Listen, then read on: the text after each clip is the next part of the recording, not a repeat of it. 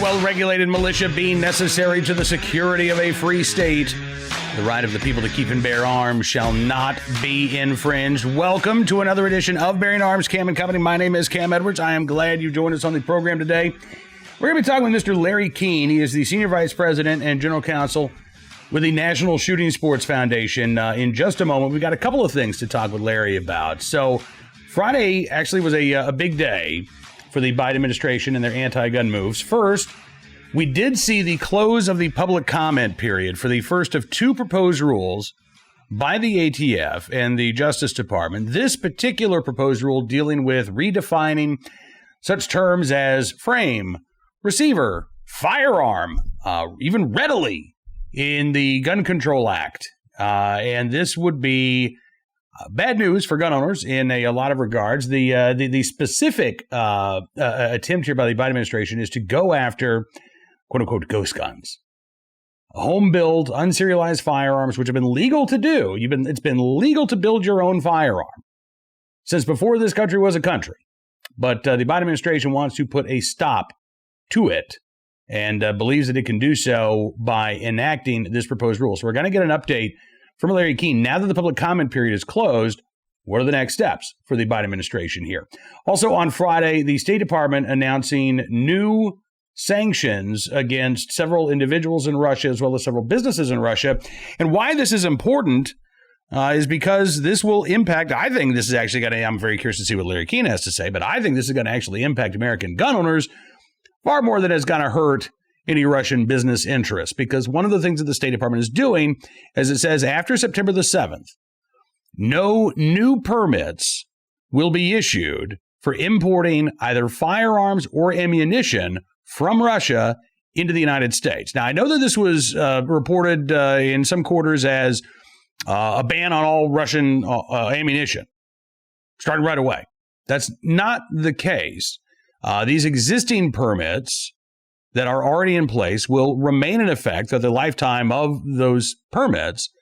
But you're going to see, it sounds like, again, a freeze on the issuing of any new permits. And then as these existing permits expire, the Biden administration is not going to renew them. So we could see a gradual reduction. And maybe, again, it depends on how gradual we're talking about here, but we could see a gradual reduction in the amount of ammunition imported from Russia into the United States, which accounts for roughly 30% or so of the U.S. ammunition market. So that's not nothing. But we're going to get the nitty-gritty details from Larry Keane from the National Shooting Sports Foundation because he has been studying this issue all weekend long, trying to figure out what it means for the industry. Probably not spending too much time thinking about what it means for Russia. But again, I suspect that Russia is going to find buyers for this ammunition. If it's not imported in the United States, I mean, I can think of a newly formed government in Afghanistan that might be interested in acquiring some Russian ammunition, right? And Russia is certainly trying to increase its footprint in Central Asia. So again, I don't think Russia is going to be too bothered by this particular sanction. I think this is more of a backdoor jab at American gun owners. But let's find out what Larry Keane has to say from the National Shooting Sports Foundation, Senior Counsel and Senior Vice President and General Counsel for the National Shooting Sports Foundation. Take a look and listen. Larry, thank you so much for coming to the program, sir. It's good talking with you today. Always a pleasure to spend time with you. Always something going on. Thanks to the Biden administration for always giving us something to talk about. Let's get started, if we can, talking about these new sanctions that were imposed on Friday against supposedly against Russia. But I said at the beginning of the program, I have a feeling that American gun owners are going to feel the pinch more than Russian ammunition makers at this point. So tell me, what exactly did the administration do? Because I know that there's been a lot of concern and, a lot of folks seeing the breaking news and maybe jumping to conclusions. What is the Biden administration doing when it comes to the importation now of Russian firearms and ammunition? So on Friday afternoon, the State Department announced that it was imposing, along with the United Kingdom, it was a joint statement, imposing additional sanctions on Russia as a consequence of their involvement in the attempted assassination of a Russian dissident political leader 1 year ago on Friday. there had previously been sanctions imposed, so these were additional sanctions. There was some rumors flying around the industry based on some comments made during our import-export conference earlier in the month. And so, but nothing concrete, and we couldn't run it to ground. But on Friday, they announced that beginning September 7th, when the sanctions are published in the Federal Register, they will no longer issue Form 6s, the ATF Form 6, to allow the importation of Russian-made firearms and ammunition into the United States, at least for 1 year. They will revisit the sanctions at the end of 1 year and whether they will continue or not. So the rumor was true. And we've had some discussions already with ATF. And so approved Form 6s, which is the paperwork that ATF does to allow you to permanently import firearms and ammunition. They have told me that they will continue to honor approved Form 6s, and they will continue to process applications for new Form 6s through till the publication of the rule or the sanctions on September 7th. So a number of companies that import Russian ammunition have already secured quite a number of Form 6s that have already been approved, and the Form 6 is valid for 2 years. So, we're also trying to get confirmation that any shipments that arrive in the U.S. port after September 7th, but based on an approved Form 6, will be allowed to be imported into the United States. We believe that will be the case. So this, will not really have an impact directly on supply for probably 2 years, because a lot of product has been authorized to come in. And if they take the sanctions down after 1 year, it probably doesn't have very much of an impact. Mm-hmm. But after 2 years, there will be some impact on the availability of this ammunition to come into the United States.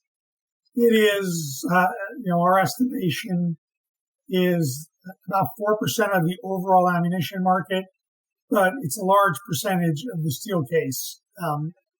So probably 40%, but that's a smaller segment of the overall market.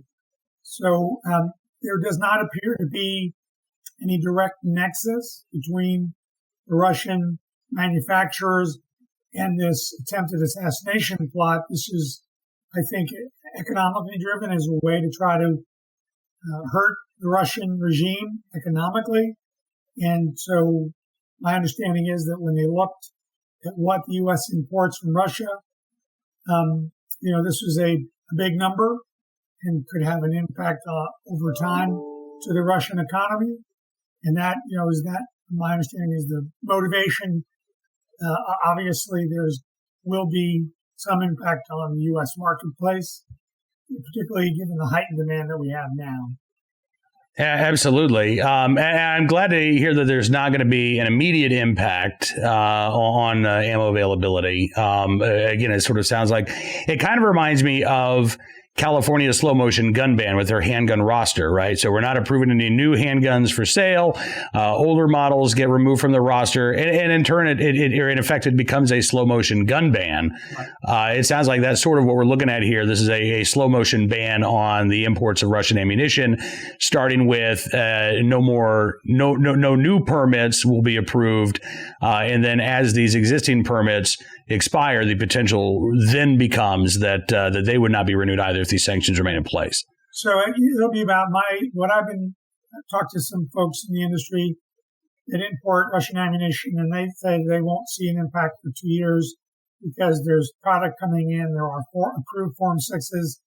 There will be additional Form 6s approved between now and September 7th, I'm sure. We've talked to ATF about that. You're going to be inundated with these applications, and they expect that. So it will not have an immediate impact. And again, they could decide after a year to lift the sanctions. And so there probably wouldn't be any impact. We'll have to see what happens in 2 years, whether they continue. Again, there's no direct nexus between these companies in Russia and the people involved in this, assassination plot that both the U.S. and the U.K. are, sanctioning Russia over. And, we'll see what happens in 2 years. Or in a year, and then what the impact is in 2 years. Yeah. All right. Well, listen, something else I want to ask you about, because this, I think, is going to impact gun owners in the short term, certainly much sooner than 2 years from now. And that is this proposed rule regarding redefining frames, receivers, firearms under federal law. Even the term readily would be redefined under this proposal from the DOJ and the ATF. Public comments closed on Friday. In this public comment period, I got to say, Larry, I was pleased by the number of public comments that were submitted. According to the Federal Register on Friday, it looked like there were well over 200,000 comments that had been received.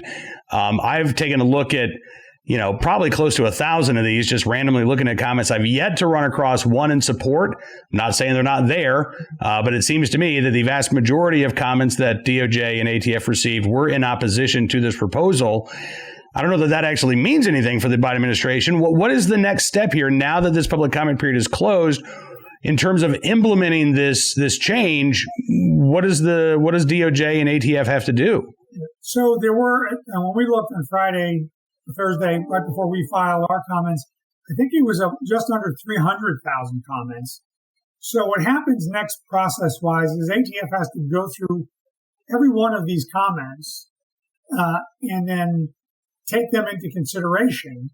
And there are lots of very substantive comments, by NSSF, by SAMI, the Sporting Arms and Ammunition Manufacturers Institute, by various manufacturers. Steve Hallbrook put in a very detailed letter. So they have to go through all of these arguments about how this is problematic. And it is unworkable and very problematic. It exceeds their lawful authority. By requiring multiple serial numbers, either multiple serial numbers on one firearm or the same serial number multiple times on different parts. It's unclear. It's going to make it very difficult to get firearms repaired. They are attempting to require gunsmiths to have a license, and then any privately made firearm that comes into their possession, they're purporting to require those licensees to put a serial number on the privately made firearm. There's no statutory authority for that at all in the Gun Control Act. So they'll have to go through all these many, many comments and take them into consideration and decide whether they need to modify or have to modify the proposed rule. And with almost 300,000 comments, that's going to take them some time. Then they will have to do the internal review within the government of any modifications to the proposed rule, have to go through the review process within the government, and then eventually be approved and published as a final rule. That will, it's hard to estimate, but it will certainly take many months. We will not, I'm confident saying we won't see anything until at the earliest, deep into 2022, and potentially even later. It's just hard to know. I suspect, as is often the case, there will be many very short comments, with 2 words and things like that. And so they have to go through those. They have to consider proposals that support the rule as well, and anything that's put in there. And, I'm sure the overwhelming majority are in opposition to the rule and criticizing the rule in various ways. I did see gun control groups advocating for their supporters to put in comments. How many did? I don't know. And I didn't see them offering substantive comments in support, saying, say this. So there are probably a lot of very short comments by supporters. This is really primarily driven by the so-called ghost gun issue, privately made firearms, 80% receivers. ATF says there were 3 decisions by federal district courts in criminal cases which ATF in the proposed rule itself says were erroneously decided. So in our mind, this is a vast, overwhelming overreaction to 3 wrongly decided cases. And also, I think it's been driven by, the gun control community advocating for banning privately made firearms, which are still permitted. But if you ever take it into a dealer for a repair, it's got to get marked with the serial number. It creates a lot of problems for the manufacturers. There are marking issues that are unresolved. It doesn't tell you when something is a frame or receiver any more than it did before. It creates a lot of confusion because it changes the timeline for when you have to mark things, when you have to record things. It is completely unworkable. And Sammy and the NSSF have urged ATF to withdraw the rule in its entirety and to sit down with the industry and other stakeholders and have a constructive dialogue because this is completely unworkable. And we think it clearly exceeds their statutory authority. It is completely vague and ambiguous. We don't know when something is a frame or receiver. The factors they talk about for deciding when something is readily convertible are themselves completely subjective. So it's really very, very problematic. It's, in our opinion, completely unnecessary because they could simply have modified the existing regulation to say, for example, that the lower on an AR-15 style is the frame or receiver. And that was what was at issue in the 3 cases. So, and it's not like ATF didn't know there were split receivers at the time or Congress, for that matter, when they adopted the Gun Control Act and said there would be a singular frame or receiver with a firearm. And readily convertible applies to the weapon, not to the frame or receiver.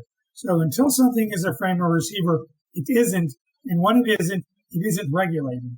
So they seem to be moving the line back or trying to move the line back and capture items that are not yet frames or receivers and treating them as if there are frames or receivers.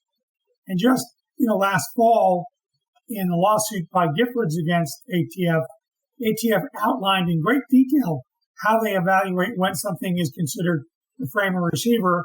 And it looks like they just threw that out the window after telling a federal court, this is how we decide things. So in our comment letter, for example, we said, here's what you said to a federal judge in September, October, whenever it was. Is this still valid or is this gone out the window? So it's a very unfortunate situation. It's completely unworkable. It will have devastating impacts on the industry. It will increase costs. It will encourage people not to develop new products because they say, AR-15 type rifles can continue to be made the same way. Prior classifications are still valid. It doesn't tell you when something's a new model or a new configuration or a new design. So how do you know? It's just a very ridiculous situation, very unfortunate. And back in March, ATF requested a meeting with industry to talk about this. They didn't tell us the details of what they were planning. And we had one brief meeting, maybe lasted 2 hours. And then, they put this out in April, and it's just, or early May. It's completely unworkable. Well, but again, this speaks to, I think, one of the problems with the nomination of David Chipman to become permanent director of the ATF, and really the attitude of the Biden administration that views the firearms industry itself as an enemy, right? As sort of an antagonizing force, as opposed to, an industry that is, I think, asking for clear directives, that is asking for clear rules. And instead of getting those clear policies, what you got, as you just say, are these very ambiguous rules that make it impossible to know whether or not you're in compliance or not. We think it violates the Gun Control Act. We think it violates the Administrative Procedures Act. We think it violates the Unfunded Mandate Act. It was clearly something that had been in the works at ATF and DOJ for a very long time. This was not something at 115 pages that was written between March and May. So this is something been ongoing for a long time, which is very frustrating. And again, only one very brief meeting with the industry, which we were very disappointed that was the case, because we do want to comply. We do want to have clear rules so people know what they can and cannot do. And to your point, the Biden administration doesn't treat us or look at us like we're the enemy. During the campaign trail, Joe Biden said out loud from the debate stage, right, the firearms manufacturers are the enemy, quote unquote, the enemy. So it's not really a surprise when we see this coming from the administration. And, it makes you wonder about the Russian sanctions. Is this part of that, looking at the industry as the enemy? Because it's not clear to me that it's going to have those sanctions are going to have any impact on the Russian government. Yeah. Since there's all this product in the pipeline, it's going to come in unless they change their mind about that, which they could do. Absolutely. Well, I mean, look, the Russians, quite frankly, can always go find another market. I mean, they're certainly cozying up to the Taliban right now. So, if need be, I'm sure that there are some Central Asian countries that would be more than happy to buy Russian ammunition, which is, again, I think this was, and I described this at Bearing Arms over the weekend, I described this as a middle finger to American gun owners, at least as much as a middle finger to the Russian government. And by the way, personally speaking, I'm all in favor of sanctioning the Russian government and Putin for engaging in the assassination attempt against Navalny. But again, as long as it's aimed in the right direction, and I just don't know that this is actually aimed at Russia as much as it is aimed at the American firearms industry and American gun owners. Listen, Larry, I cannot thank you enough for the explanation, for giving us a little bit more detail about this. So, we still have that public comment period open for the second of the two proposed rules here, this one regarding stabilizing braces and pistols. What is your advice to gun owners right now when it comes to that particular comment? Public comment period, I believe, closes early next month. In September, I forget the exact date. I would encourage everybody to submit comments through the portal about the rule. That, within the Second Amendment community, that rule seems to have gotten a lot more attention. But I think what will have a bigger impact, certainly on the industry overall, and then that just flows through to consumers, is the frame receiver rule. But I would encourage everybody to comment. I mean, it's another example where, ATF has said these devices are permissible under the Gun Control Act. They gave manufacturers termination letters, and then they're pulling the rug out from underneath those companies after saying it was okay. So that's very problematic, right? Like they encourage people to submit for classification. You get classifications, and then they can pull the rug out from underneath you and kind of topple your business. Because it's politically expedient. So it's very frustrating. As you've seen, a lot of comment letters from the Hill. I think, I suspect, and most political pundits believe, the House will flip in the midterm elections. Probably going to be a wave election. And the Republicans will have a pretty large majority, I suspect. Whether that happens in the Senate remains to be seen. But I think you'll probably see, action in the House, at least in the next Congress. We got to wait till, January 23 before that happens. But I suspect there'll be oversight hearings in the House looking into what exactly is going on here. And at this point, the Chipman nomination is still pending and can go to the floor whenever Chuck Schumer decides. So I would encourage everybody, not to forget about that and make sure they continue to either thank their senator if they've taken a public position in opposition. And if their senators have not, they need to continue to reach out and contact them and make sure they do not support the Chipman nomination. I mean, it's just so beyond the pale.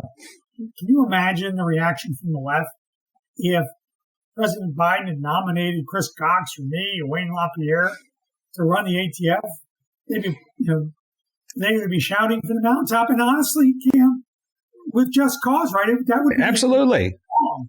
Look, I mean, Larry, down the fairway, it's like.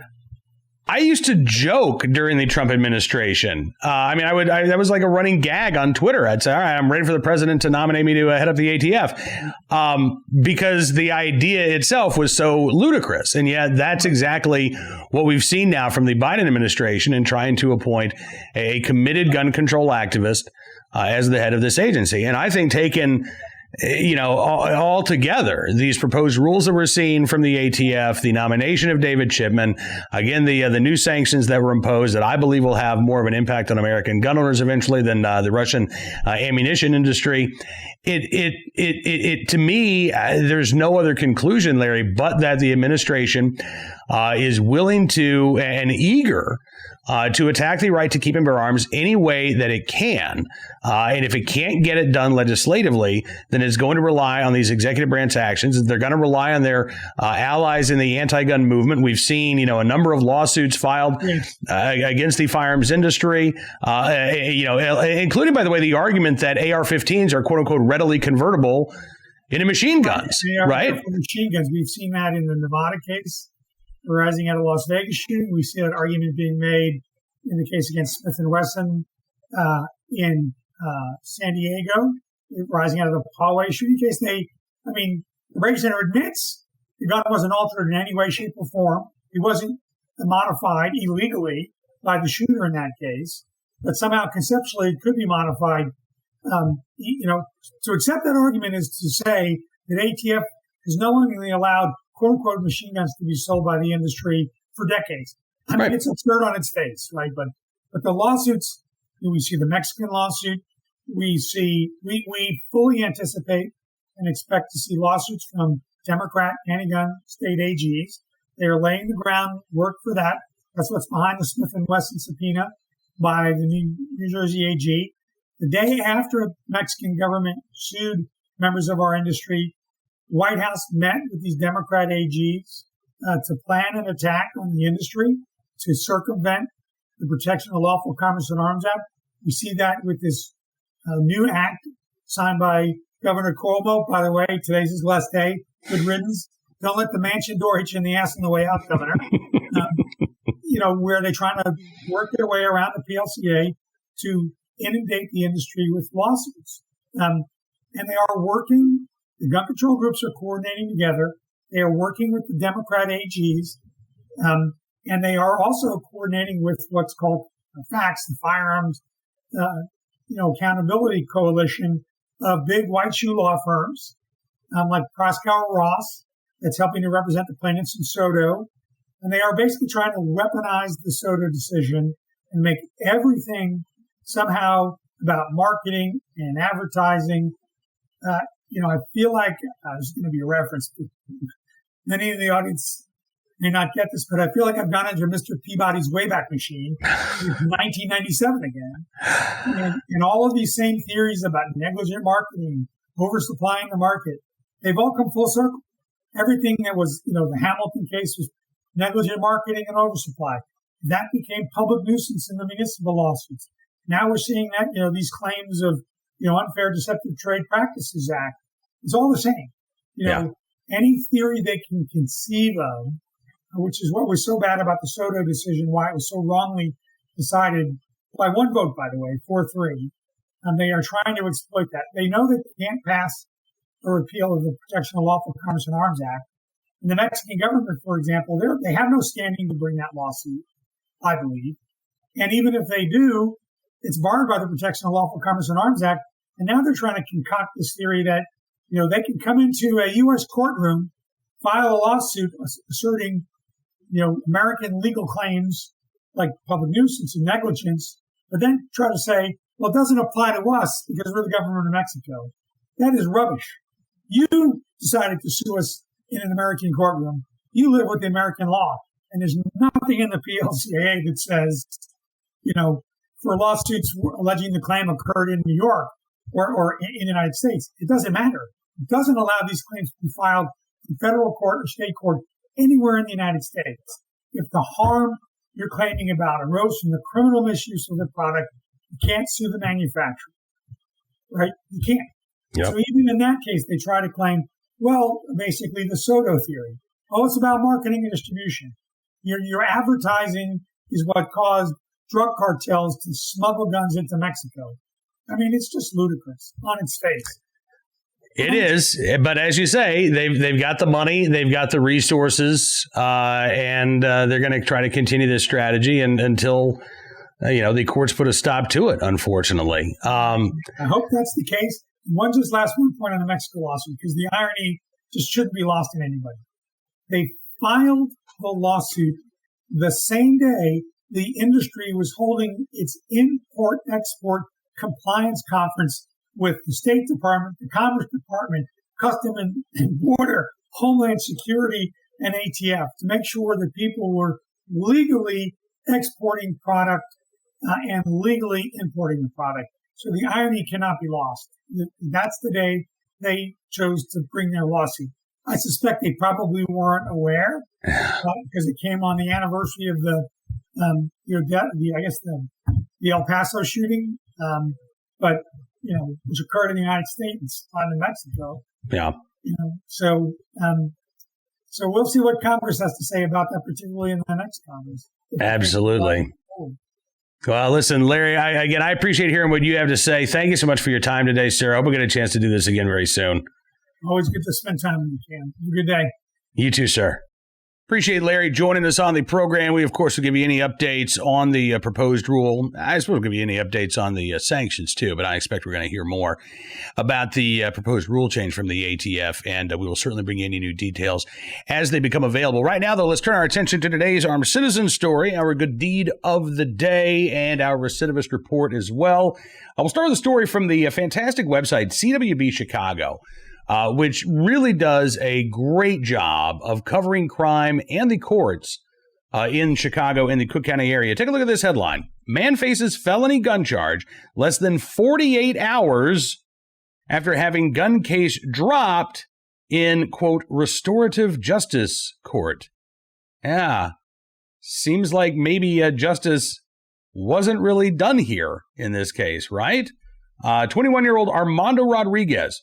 Prosecutors on Friday wiped his slate clean by dropping 4 felony gun charges that he was facing in a restorative justice court. And less than 36 hours later, according to CWB Chicago, police allegedly found an intoxicated Rodriguez sitting in a car with a gun on his lap at a Northside gas station. And prosecutors on Sunday charged him with a fresh felony gun charge. CWB Chicago says when Cook County Chief Judge Timothy Evans announced the Avondale Restorative Justice Community Court last summer, he said the court would resolve conflicts through quote, restorative conferences and peace circles instead of typical criminal court procedures. He said, quote, we've recognized for a long time that young people need a second chance. Okay, cool. Not sure why we need to have peace circles to do that, but all right, whatever. Rodriguez was one of the court's first participants. Yeah. And he may have blown that second chance, according to CWB Chicago. Back in November 2020, police responded to calls of shots fired. They spotted a vehicle matching a description, saw it crash into another car. Rodriguez then climbed out of the car, ran a short distance, returned back to the car, grabbed a gun from the passenger side of the car, and then ran away again. Cops ran after him. They took him into custody. He was carrying a glass jar with about an ounce of pot. Officers found a loaded handgun along the pursuit path as well. The SUV that he ran from was stolen, but police say they aren't sure if he was the passenger or the driver. He was charged with aggravated unlawful use of a weapon, criminal trespass to a vehicle, possession of cannabis, and Judge John Lake sent him home on electronic monitoring on $2,000 bail. Grand jury came back a few weeks later, and charged him with 4 felony counts of unlawful use of a weapon. Another judge then took him off of electronic monitoring entirely when his case was transferred to the Restorative Justice Court in March of this year. And on Friday, after Rodriguez agreed to a, quote, repair of harm agreement, prosecutors dropped all charges before the court's circle keeper, Judge Beatrix Santiago. And as CWB Chicago reports, everything went great for about a day and a half. Early Sunday, police responded to a gas station on the 300 block of West Chicago after an employee called 911 about a man in a car who refused to leave the lot. When cops showed up, they found Rodriguez asleep in the car, loaded pistol on his lap. Judge Mary Marubio said after being told about Rodriguez's restorative justice experience, said, I'm sorry, he just got a case dismissed on the 20th? Prosecutor said, yep, at the RJCC, using the initials of the Restorative Justice Community Court. And Judge Marabuo has now set bail at $4,000. Yeah, so he's got to post $400 to get out of jail. When he does, he's supposed to observe a 7 p.m. to 7 a.m. curfew. Great. CWB Chicago, by the way, points out that Beatrix Santiago, the circle keeper there at the Restorative Justice Court, knows a thing or two about forgiveness. They say 4 years ago, the state's court commission, which hears allegations of judicial misconduct, found that she knowingly deceived a mortgage lender. But hey, I'm sure she promised to, sign some sort of agreement of restoration to, make it better, a repair of harm agreement. That's right. And then they got together in a circle, I'm sure, banged on the bongos and sang Kumbaya, and everything was great. If you don't care about the increasing violent crime in Chicago, that is. Today's armed citizen story from South Carolina, where an armed citizen able to stop a would-be intruder in the Spartanburg area. This from WIS TV. It happened about 9:30 p.m. Saturday night. According to police, residents say the man kicked in the back door of a home. He was armed, apparently. He was, according to authorities, or according to the residents anyway, he was armed with a handgun. There was a confrontation. One of the homeowners shot the would-be intruder. Coroner's office identified him as 29-year-old Damian Quintel Henderson. Officials say the residents were not injured. The investigation is ongoing, but right now this appears to be a clear-cut case of self-defense. And finally today, our good deed of the day from Humboldt County, California. The website, what is this, Redheaded Black Belt, which covers news in the Emerald Triangle, giving, they say, a round of applause to Matt Taylor, who's a garbage truck driver whose early morning heroics in Eureka, California, saved a sleeping family from a burning home back on August the 10th. He noticed smoke pouring out of a home along his route, and after confirming that people may be inside, he immediately sprung into action. He woke up the sleeping family inside in order to evacuate them safely. 4 people and their pets made it out okay. He told Humboldt last week, quote, "I knew I needed to get them out of there right away." He also said he did not hear any smoke alarms, but he said that much of the event was a blur until he was able to collect his thoughts. He said, "I parked the truck for maybe 15 minutes afterwards to chill out a bit." He says, "I was wound up right afterwards." And then he completed his route. Damage is estimated about $150,000. I mean, this was a pretty significant blaze, but thanks to Matt Taylor in the right place at the right time, willing and able to do the right thing. Again, everybody was able to escape safely. So, Mr. Matt Taylor, we thank you, sir, for your very, very good deed. Now, that is about all the time we've got for you on this edition of Bearing Arms Cam & Company. Want to thank you, as always, for being a part of the program, for checking out BearingArms.com throughout the day, perhaps even for being a VIP subscriber to BearingArms.com. If you would like to join the ranks of the VIP subscribers, easy enough. All you have to do, go to BearingArms.com/subscribe. Use the promo code GUNS, and you can get 25% off of your VIP membership. Now, we're going to give you, in exchange, news stories, analysis, content you're just not going to get anywhere else, as a way of showing our thanks. And we really do thank you. Your support allows us to do programs like this each and every day, bringing you the latest Second Amendment news and information with folks in the know, like Larry Keane of the National Shooting Sports Foundation. Of course, for even more Second Amendment news and information from all across the nation, just check out BearingArms.com. We'll be back tomorrow with more Second Amendment news that you need to know about. Until then, be well, be safe, and be free.